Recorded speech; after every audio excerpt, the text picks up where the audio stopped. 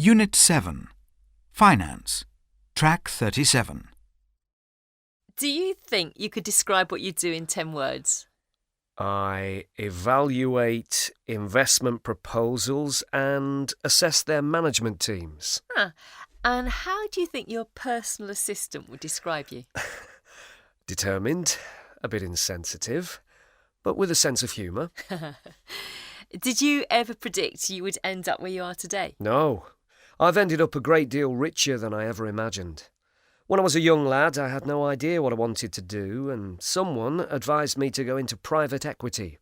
Things just took off from there, really. I'd like to know who has been your biggest influence. My grandfather, without a doubt. He built himself up out of nothing.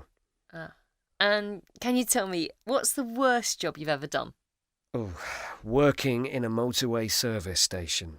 Would you mind telling me what's the worst thing you've ever had to do at work? Fire people. I hate doing it, but sometimes it's a necessary evil. And I was wondering if you had any guilty pleasures. Guilty pleasures? Oh, lots. No, I'm only joking. It would have to be taking it easy. I don't do it very often, and then I feel guilty. And what would you say was your number one rule? Be open and honest. It works in the long term. Right, and I have to ask you, have you ever lied at work? No. My wife tells me I'm a very bad liar. And have you ever praised someone and not meant it? No.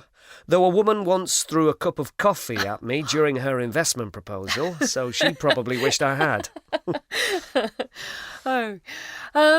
So how important is money to you? Less than family, but more than sport. Right, and if you hadn't gone into finance, have you any idea what you would have done? I'd have been a dentist. And finally, I'd like to ask you how you'd like to be remembered. As a loving husband and father who lived life to the full.